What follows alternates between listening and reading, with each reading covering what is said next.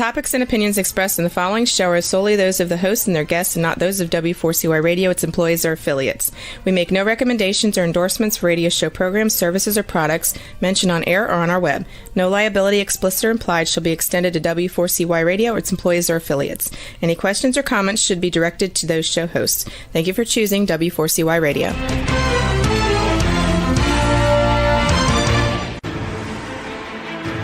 What's working on purpose anyway? Each week, we ponder the answer to this question. People ache for meaning and purpose at work, to contribute their talents passionately and know their lives really matter. They crave being part of an organization that inspires them and helps them grow into realizing their highest potential. Business can be such a force for good in the world, elevating humanity. In our program, we provide guidance and inspiration to help usher in this world we all want, working on purpose. Now, here's your host, Dr. Elise Cortez.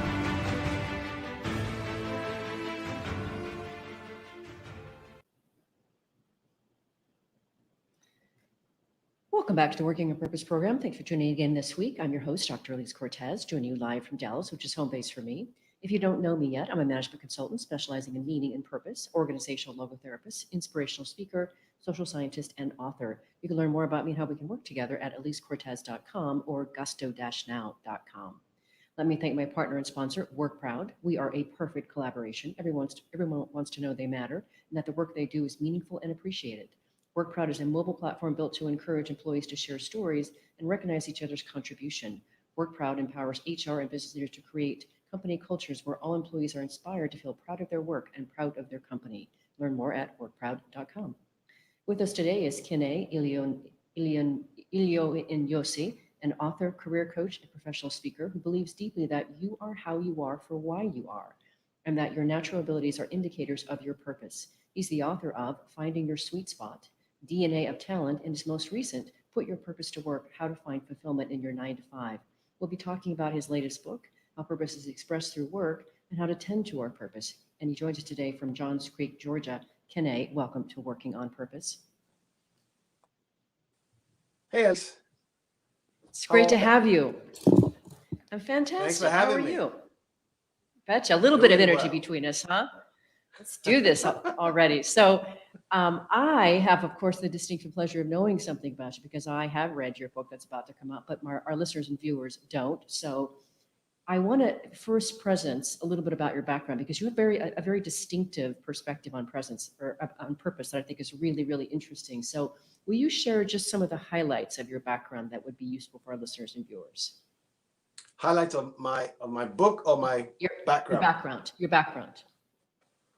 Oh, so I come about this as someone who who had the talk with their parents and they wanted me to be a doctor, but I rebelled and said no, and kind of went my own way and found that a lot I tried to do brought me money but did not bring satisfaction.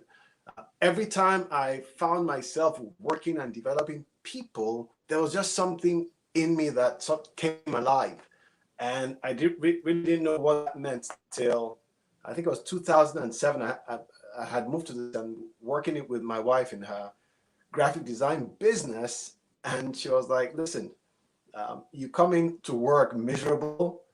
Figure out what you want to do with the rest of your life." And so I started the search, and through introspection and everything I talk about in my first book, looking back at my life, looking back at the things that bring me joy and where I feel most alive, I realized that I could make a career out of developing people. And,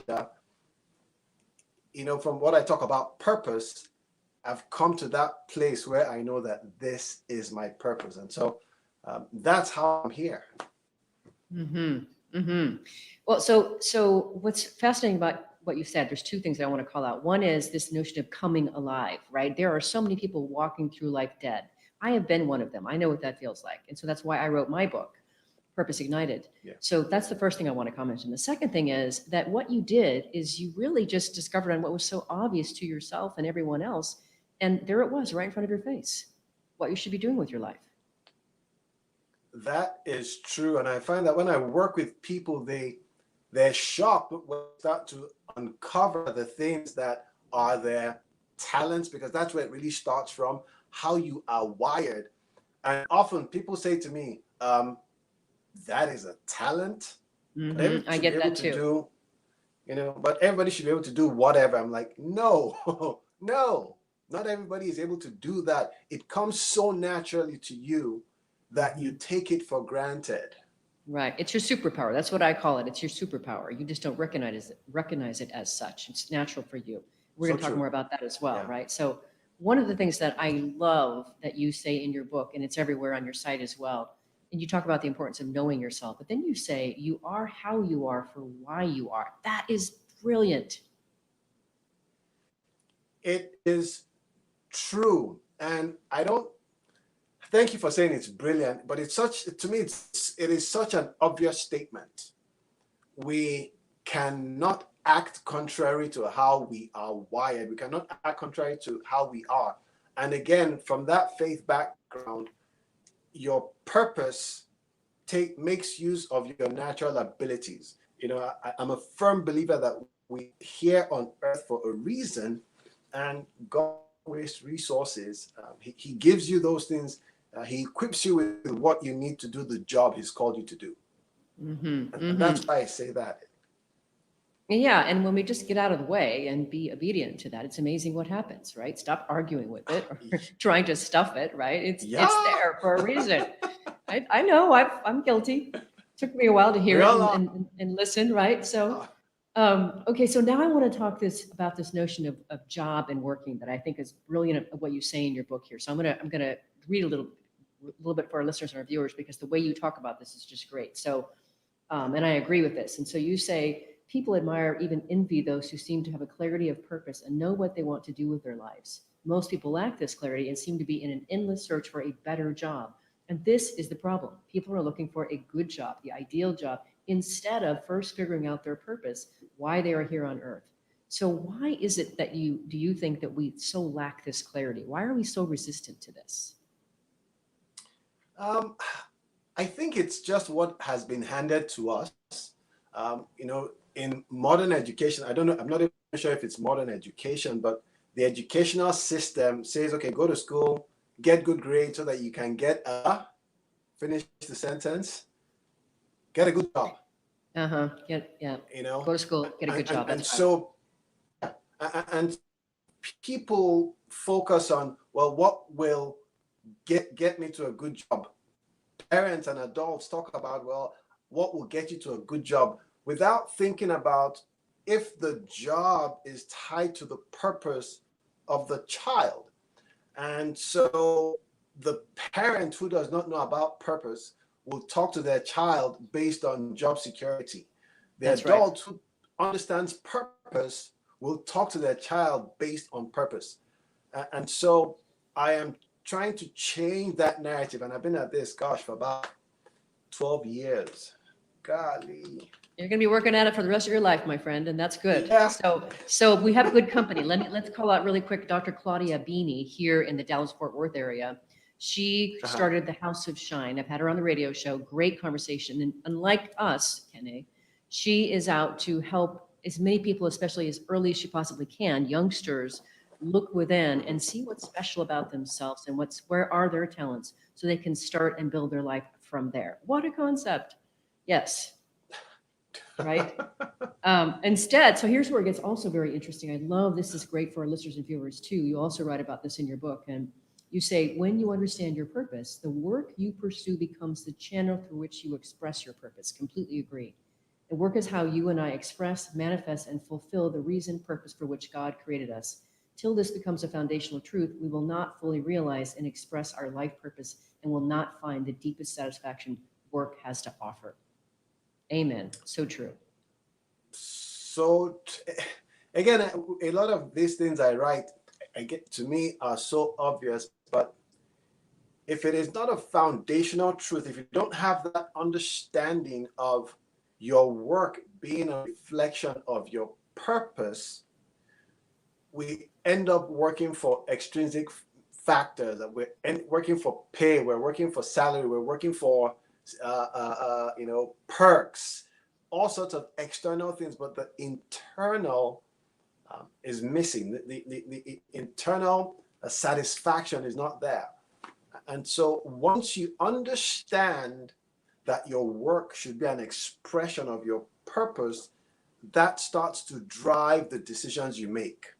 I have friends who have given up cushy, comfortable jobs to take less paying jobs because they knew this was their purpose.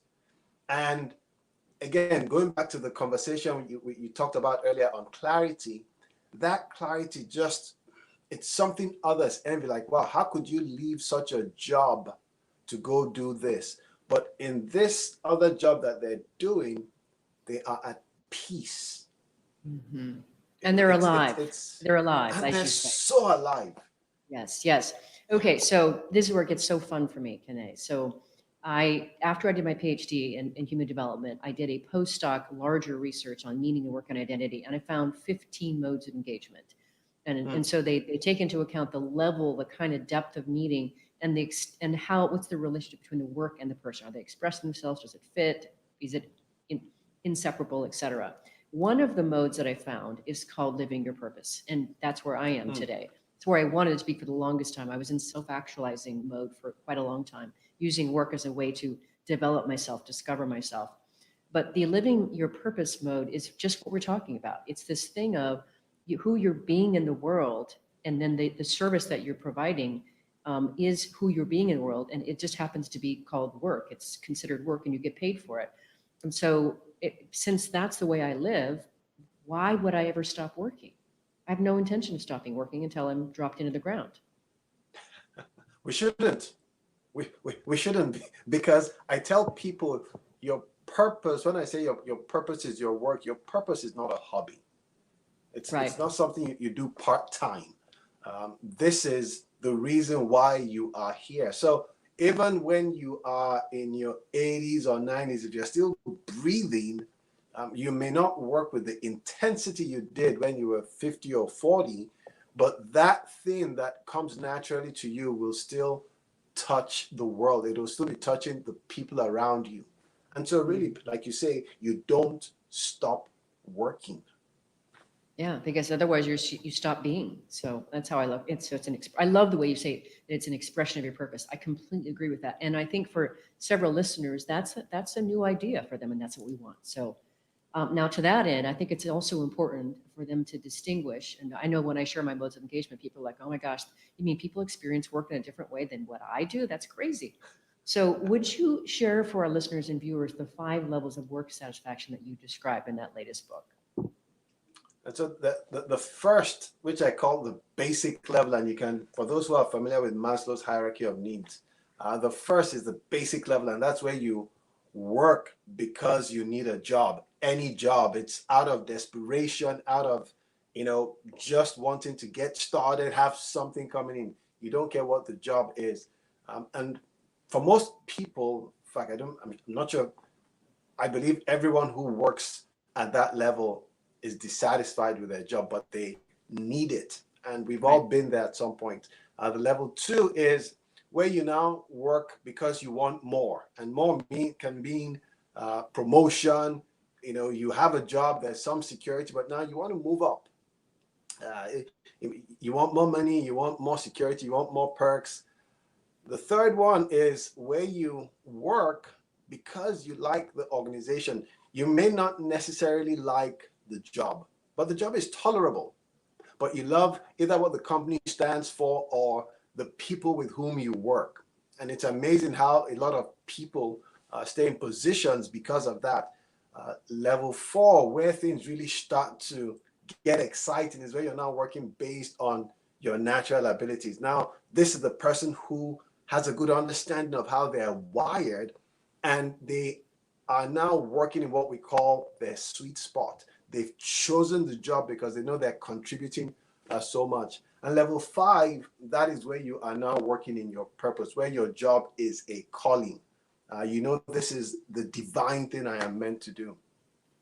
That helps so much to distinguish where people are. So when I did my modes of engagement research, Kene, I very much followed Maslow's hierarchy of needs as well in the relational order of the value and what they valued. So I did something very similar. So there's a lot of overlap there. So with that, listeners and viewers, let's let you chew on that for just a moment. Let's grab our first break. I'm Dr. Elise Cortez, your host. We've been there with Kene Iloenyosi, an author, career coach, and professional speaker who believes deeply that you are how you are for why you are, and that your natural abilities are indicators of your purpose. We've been talking a bit about purpose and work. After the break, we're going to talk about how work is expressed through purpose. Stay with us. We'll be right back.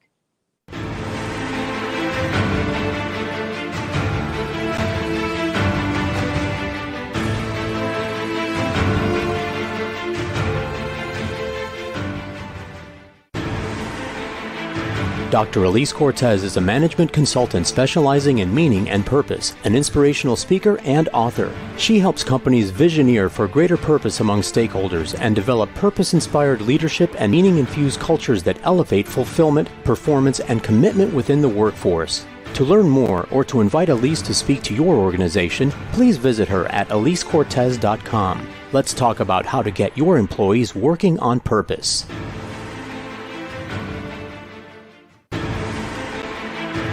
This is Working on Purpose with Dr. Elise Cortez. To reach our program today or to open a conversation with Elise, send an email to Elise, A-L-I-S-E, at elisecortez.com. Now, back to Working on Purpose.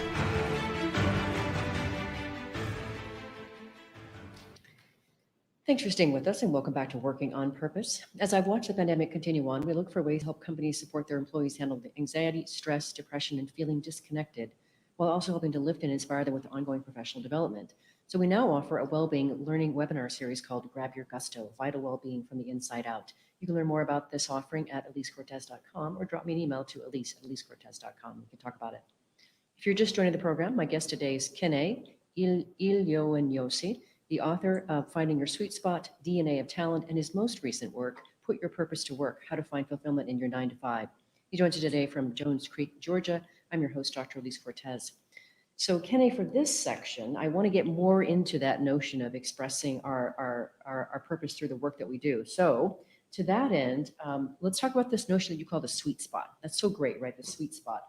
By the way, have you ever run across, before we get into that, the concept of ikigai? Constant improvement. No, ikigai. No. So it might probably going to be related to your sweet spot. So we'll talk about that some other time. But listeners and viewers, ikigai was covered on the show a couple of years ago. It's a great thing to talk about as well. So you talk about the sweet spot is where all of you comes together to serve others in a way that brings you fulfillment. It's your gift to the world and where you have the greatest impact. And when you start on your path of purpose, your creativity kicks in. So the sweet spot is pretty fantastic. So tell us more about this and how we find it. And it all starts with how you are wired. It all starts with your natural abilities. That is the foundation for living, working in your sweet spot. In my first book, I talk about it being at the intersection of your interest and your passion. And this is where you understand that, one, you are not here for yourself. And that deep fulfillment comes from using your gifts and abilities and all that you are to serve others. And there's a slight difference between that, and we can talk about later, between your working in your sweet spot and working in your purpose. In your sweet spot, you are serving others, but it's still, it can be more self-directed, where you are the one choosing what you do with your gifts and abilities. But in your purpose, this is now, again, for those faith believers, where this is where you're being led to serve by God. But those who work in their sweet spot experience deep fulfillment. It makes a huge difference in how they work.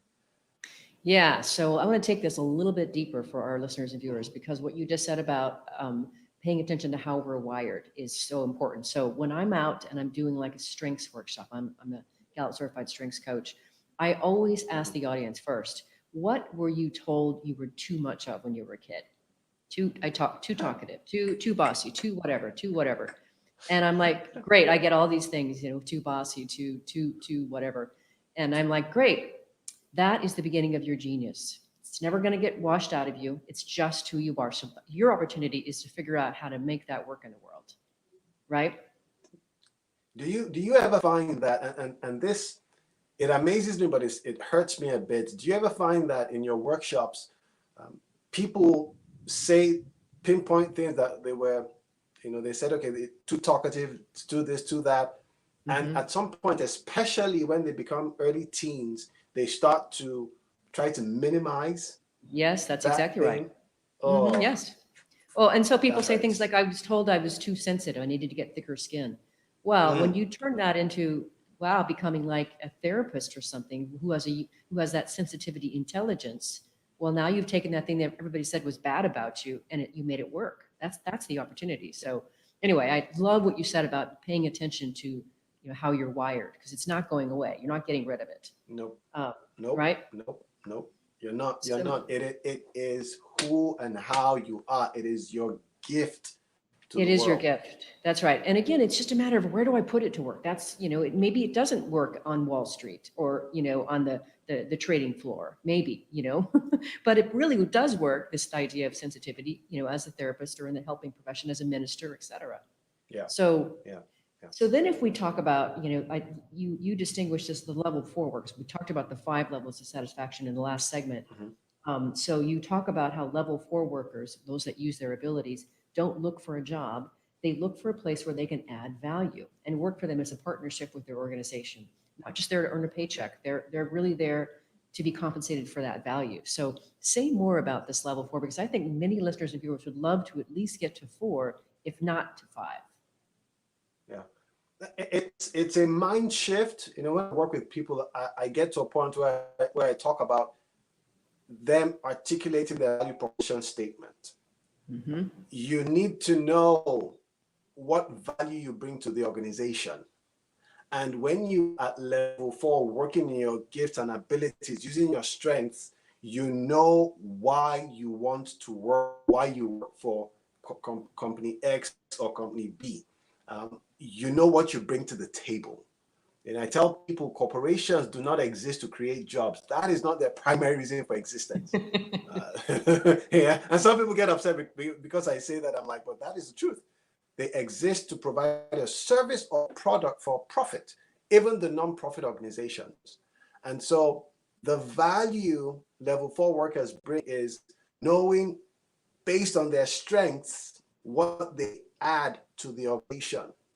And it's it's a mind shift, because now I call it a meeting of equal minds. Yes, they are a big company, but you are a person of value. And I'll add some more to this. At some point, when things change, because you should also know, stop adding value, it's time to leave. Either move to a Mm-hmm. different position or move to a different company. But you have to know the value you bring. I completely agree with that, Kene. And so that's really important for listeners and viewers to understand that you need to be able to articulate your value. In fact, what I always recommend to people that I'm working with when I'm doing programs inside companies is that people have to steward their career and their branding by sharing and articulating what it is they're doing without being braggadocious, but helping Mm-hmm. people understand what they've done so that they recognize that this is your contribution and you're proud of it, you're excited about it, right? And that's a way to True. manage your career and socialize your value. Yeah. It is not HR's responsibility. Sorry. It is not HR's responsibility. Their responsibility is to find a person who can do a job, whether that person is working based on skill or based on natural ability. HR does not care. They really shouldn't. But you, Yeah. as the worker, as the individual, you are the one who should know, okay, I will excel in this role, in this position, because I am naturally wired this way. And in your area of natural wiring, in your area of gifting, you learn faster, you have more capacity to produce more, you're more intuitive and creative. And so I tell people, know these things so that you can make a case for why this is why you want this position, and why this is why you want, even going into a negotiation for salary, make the case for it. Make the Mm-hmm. case for it. If you don't know Yeah, your and value, people will undervalue you. that's right. That's right. And you are the best storyteller of yourself anyway, right? Why That is would you true. want to pass that on to someone else or assign that elsewhere when you are the best one for that job? So yes, Yeah. become a great self-storyteller. That's it's critical. Now we already talked about this, but I do have it in my notes here that I wanted to talk about what you say about this notion of people seeing their work as a calling. And I love, again, how you say this. You say people who see their work as a calling live with the belief that they are responsible to a higher power, the caller, and with an awareness of eternity and the brevity of time, their time on earth. They are aware that they won't live forever and want to play their part in the bigger picture of life. Yes, yes, yes. I completely relate to that, Kene. So talk about a little bit more about your perspective on that, and then I want to share how it shows up in my life. Yeah. And so this is how I think and how I live and how I, based on my belief. Um, we did not create time. There's a bigger picture within which we fit into, and we are given this span of time to play our role in the bigger picture. And so the way I see it, there are others who have played their role to get me where I am, and I am meant to play my part to help others get to where they need to go. And so I am responsible to the one who's put me in this position to fulfill what he wants me to fulfill. Again, as a person of faith, I'm not looking for, when I get to heaven, I don't want to hear welcome. I want to hear well done. Okay. Ooh, that's also quotable. Let's say that again. I don't want, when I get to heaven or wherever it is I'm going, I don't want to hear welcome. I want to hear well done. That's it. It's true. It's true. Yeah. So, okay. Yeah, okay. Well, you're good. Welcome. Go sit down. No, it's like, wow, you did your part. Come on in. High five. Well done, good and faithful servant. That's what I want. That's what I want too. And I could so relate, Kene, to what you say here about this belief that you're responsible to a higher power, that, that you've been asked to do this. You're being obedient to this service of being, and that you have an awareness of eternity and the brevity of time. What that actually does is, when you recognize that death is an essential part of living, because it reminds us that we do not get forever. And therefore, we have a sense of urgency to live and fulfill on the service of our gifts that we have been given. So for me, I mean, I'm 56, and I'm on fire to write more books, create more programs for the company, and I do work 7 days a week because I'm expressing what I'm doing, who I'm being in the world, and so I'm very aware that at some point the clock's going to stop clicking, and my time is up. True. And at that point, it's too late to catch up because time's gone. Exactly. But I'm having more fun than I'm supposed to have. I'm sure. I'm having more fun than people can imagine. And they're like, but you work so much. Yes, I'm creating what I want. I'm expressing myself through my purpose and helping others to live a better life in the process. Seems like a pretty good way to go through life to me. At least you are living. I think it's John Maxwell who said it, who put it best. It's like, often a lot of people don't have near-death experiences; they have near-life experiences. That's so true. It's so true. I was almost alive. I was almost there. Yeah, like most people are just walking dead. It's like, most people are dead, but it has not been made official yet, and so the death certificate has not been issued, but it hasn't been issued. They're just the event has transferred. Yeah, well, and again, that's why I wrote my book, Purpose Ignited. It's really to awaken people to their passion, inspiration, and purpose, so that they can self-enliven, if you will, and come alive, as you say. It is critical, and unfortunately, a lot of people are not. If since you are a Gallup certified coach, the statistics, their work engagement survey that they do every year. The numbers have not changed. Only about 30% of people at work are engaged. They love the job they're doing. They love what they're doing, and they are working on purpose. Most people are not. Yeah, and in fact, so for listeners and viewers, according to the Gallup organization, 85% of the global workforce doesn't want to go to work on Monday or whenever the shift starts. Oof. It's better in the States. It's about 60%. that Wow. actually, yeah. So, but yeah, we have work to do. So to that end, you talk about 3 ways we can engage purpose at work. Give those to us, please. So one is working with a purpose. And again, this is self-directed. You know how you are wired, but you are the one choosing what you do. You know, your goal might be income. Your goal might be serving others. That's working with a purpose. The second one is working for a purpose. Now, this is cause-driven. You're working for something bigger than self. It might be the mission or purpose of the organization. There's something about what they do that drives you, and you want to be connected to that purpose. Now, notice for both of them, I talked about working with a purpose or working for a purpose. Mm-hmm. The third one is working in your purpose. Big difference. For 1 and 2, you can choose anything, and it's all good.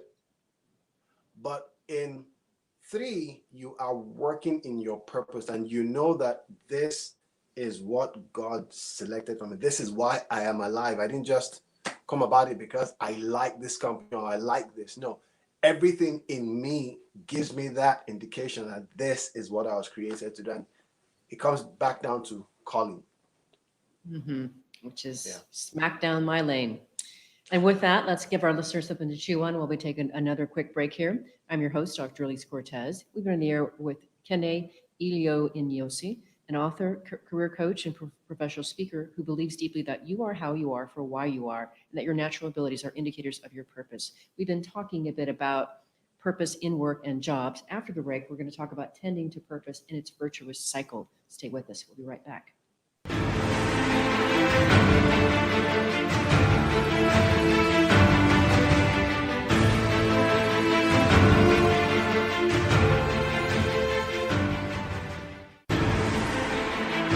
Dr. Elise Cortez is a management consultant specializing in meaning and purpose, an inspirational speaker and author. She helps companies visioneer for greater purpose among stakeholders and develop purpose-inspired leadership and meaning-infused cultures that elevate fulfillment, performance, and commitment within the workforce. To learn more or to invite Elise to speak to your organization, please visit her at elisecortez.com. Let's talk about how to get your employees working on purpose.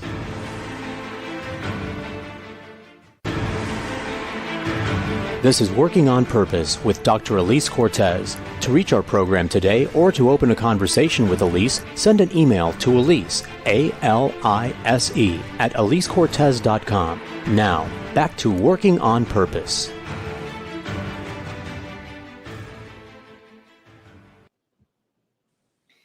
Thanks for staying with us and welcome back to Working on Purpose. If you're just joining the program today, my guest is Kene Iloenyosi, the author of Finding Your Sweet Spot, DNA of Talent, and his most recent Put Your Purpose to Work, How to Find Fulfillment in Your 9 to 5. He joins today from Johns Creek, Georgia. I'm your host, Dr. Elise Cortez. So for this last segment here, Kene, I wanted to really get really deeply into this notion of why purpose is such an important thing to carry us forward and how energizing it is. So you say, another thing that I love to quote from your book is you say, working in your purpose means that you attend to and care for the reason for which you were created in order to bring increase and develop something new.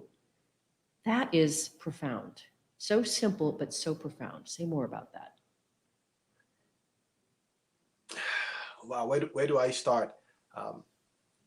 When you work in your purpose, the attend to comes down to you paying attention, you prioritizing your purpose.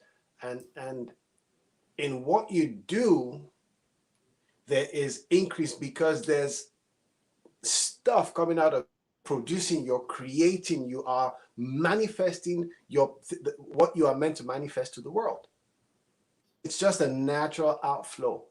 And so once you get into working in your purpose, new things come out. Like I talked about, you are more creative, you are more intuitive.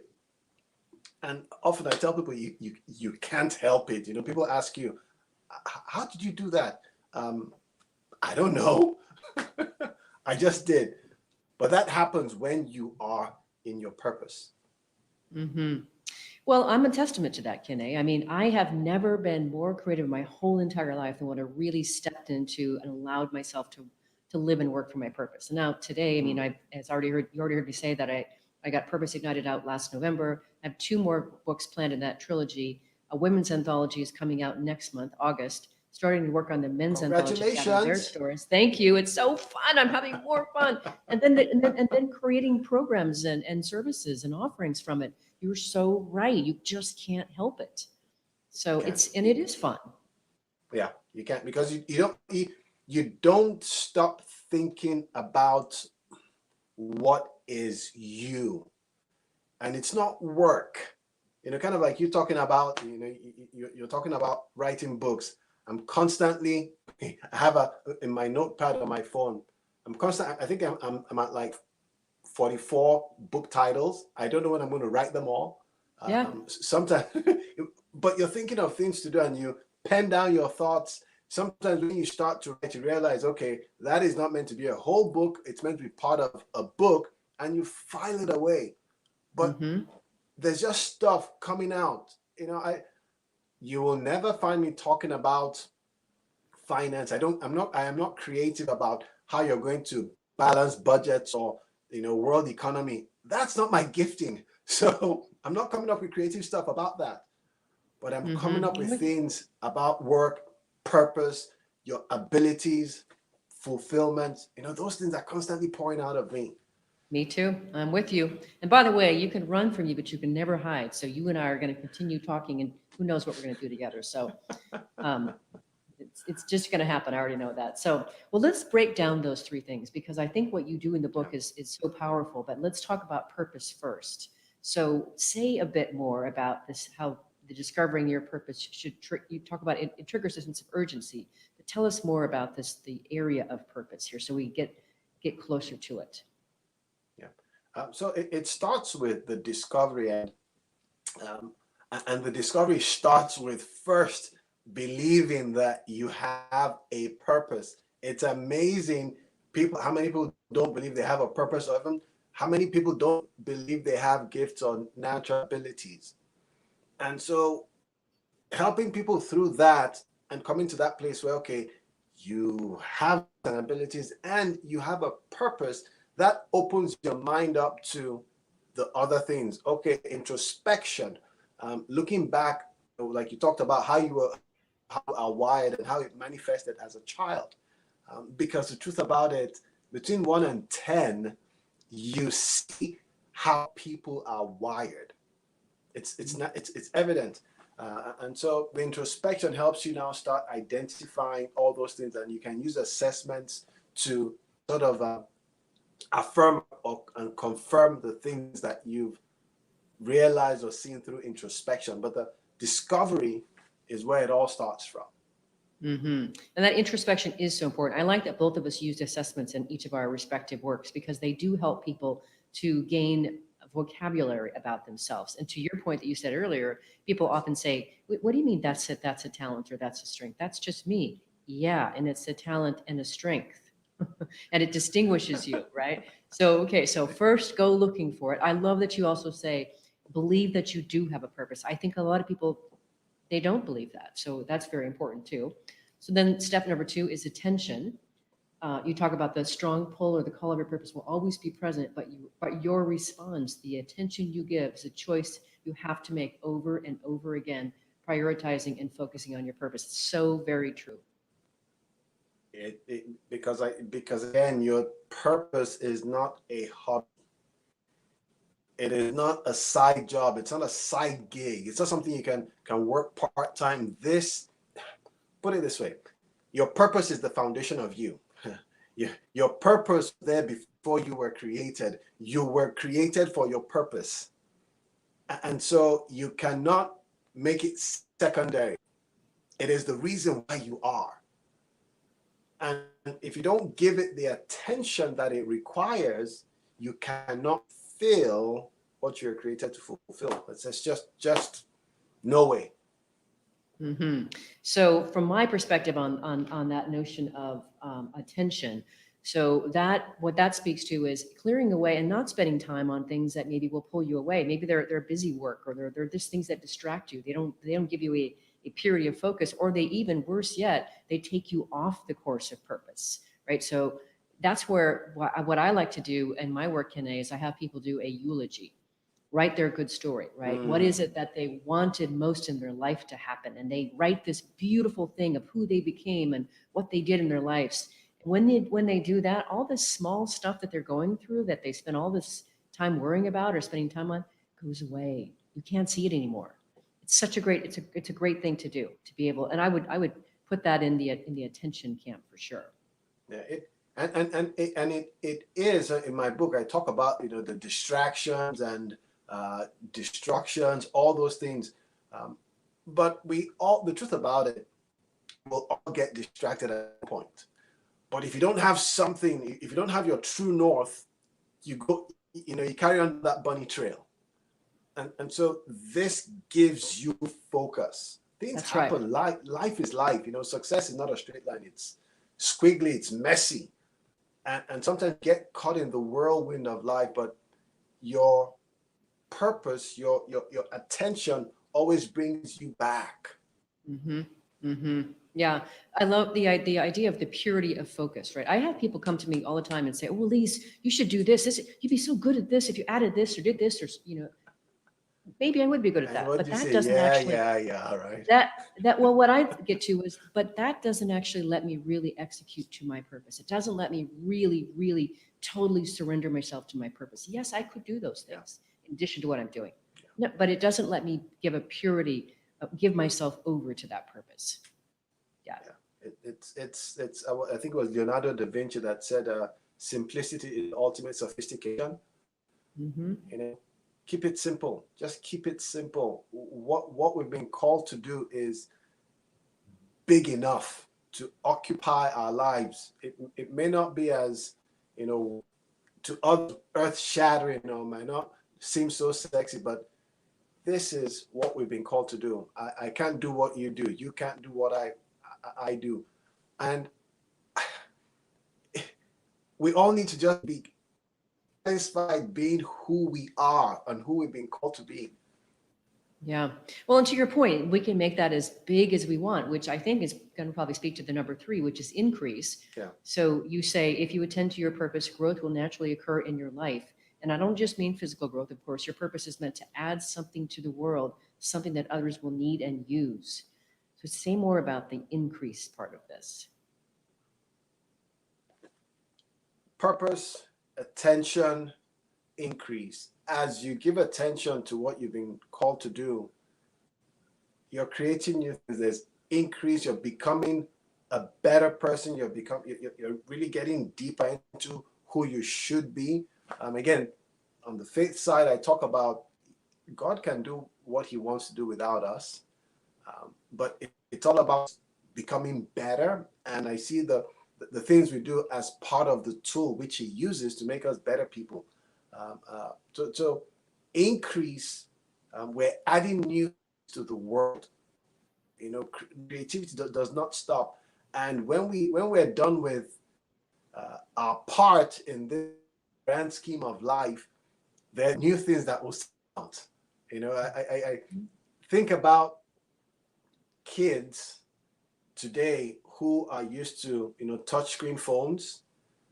In 34 years, what will they be telling their kids? Do you know there was a time when we had touchscreen phones? And their Exactly kids were like, right. huh? Like, huh? That is so outdated. Right. I don't know what kind of phones they'll be using then. I grew up with the rotary phones. Well, it'll be telepathy, right? We won't need even the instruments. It'll be telepathy. That's where we're going. No, it's great. Now, I want to add on to what you just said here. This is so great to be able to talk with you and each of us kind of threading in our perspectives. So from my vantage point, I talk about how purpose gives you a unique lens on the world that only you can see certain opportunities or ways of being. And that unique lens is through the difference through which you get to innovate, create, and make a difference worthy of your one precious life.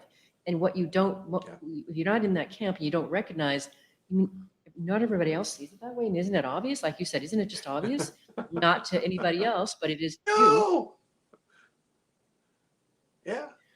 Because it's yours. Right. It's yours. It's the way you see, and you see based on how you are wired. Hmm. One follows the other, and there are certain problems. There are certain things that only you will see and only you will solve. That is why you are here. I know, My it's so prayer beautiful. is, it is. My prayer is that my eyes are always open to see the problems that I am meant to solve, because nobody else can solve them. I don't want to be That's replaced. right. Me neither. And I want to make a difference. I want to matter. Yeah. So to that end, there's some really fantastic benefits of purpose. You write about them in the book. What are they? One, confidence. There's the, living Crazy this living confidence. life. Yes, yes, yes. And they say, when you understand your purpose, a person who lives on purpose may be seen by others as being arrogant, it, because there are things you say no to, and others are like, who do you think you are? But it's not out of arrogance or pride, but it's just, you know who you are, you know what you're meant to be doing, and you're focused on it.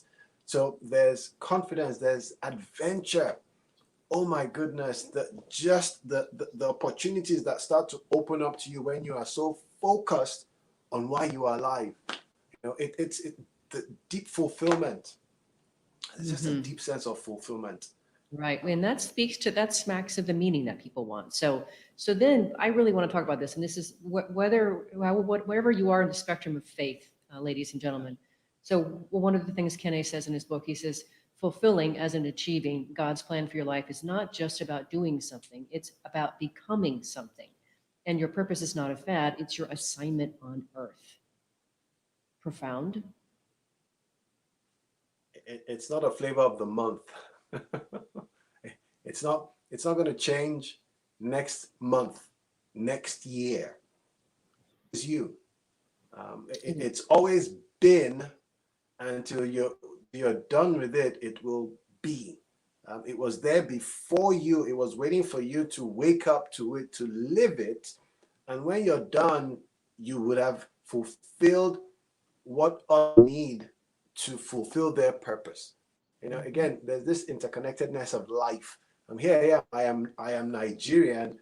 I've been here 20 years, and I'm changing lives in America, not in Nigeria. Why not in Nigeria? I don't know. I'm not going to beat my head about that, but this is meant to be right. Yeah, it's beautiful.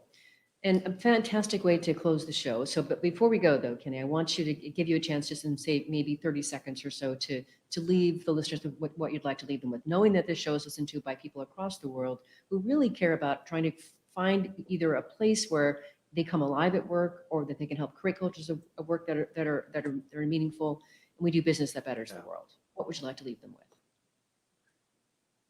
Regardless of where you live, regardless of where you were born, regardless of your circumstances, whether it's good or bad, whether you think you think you've gotten the short hand of the stick, there is a purpose for your life, and that purpose is your key to deep fulfillment in life. And all we say is, one, believe that you have a purpose, start to look for it, wake up to the reason why you are alive, and make the magic. Give what you're meant to give to the world, because there is something unique that you and only you carries, no one else. And we all need you to do your part, because that's why we're here. Completely agree. Thank you so much, Kene, for being on the show, for writing the third book that you did. I loved reading it. I got so much out of it. And thank you for sharing your Thank heart, you. your passion, your soul, and your purpose with us today. Thank you. Thank you. Thank you. It's been a pleasure. Thank you for having me. And like you said, we're going to be connected at the hip, and looking forward to the things we'll do together in And future. But thank you so much. so welcome, Kene. Listeners and viewers, if you want to learn more about Kene, his books, and the work he does, visit talentrevolution.me. Again, it's talentrevolution.me. And thanks again to our partner and sponsor, WorkProud, which helps companies build a platform where your workforce receives meaningful feedback. And thanks for their work from people across your company. In other words, it's scalable recognition. Last week, if you missed the live show, you can always catch it via recorded podcast. We were on the air with several of the authors from the new anthology I've curated, which is coming out in August of 2021. called Passionately Striving in Why, an anthology of women who persevere mightily to live their purpose. In it, I've gathered 25 women from all over the world who share their deeply personal journeys of struggle and triumph to get to purpose. Next week, we'll be on the air with Lars Peter Niesen in Switzerland, talking about the work he does with ACAPS and H2H networks, where he works with 60 highly innovative humanitarian agencies, creating an enabling environment for humanitarian action through service delivery. See you there. Remember that work is at least a third of our life, so let's work on purpose. We hope you've enjoyed this week's program. Be sure to tune in to Working on Purpose, featuring your host, Dr. Elise Cortez, each week on W4CY. Together, we'll create a world where business operates conscientiously, leadership inspires impassioned performance, and employees are fulfilled in work that provides the meaning and purpose they crave. See you there. Let's work on purpose.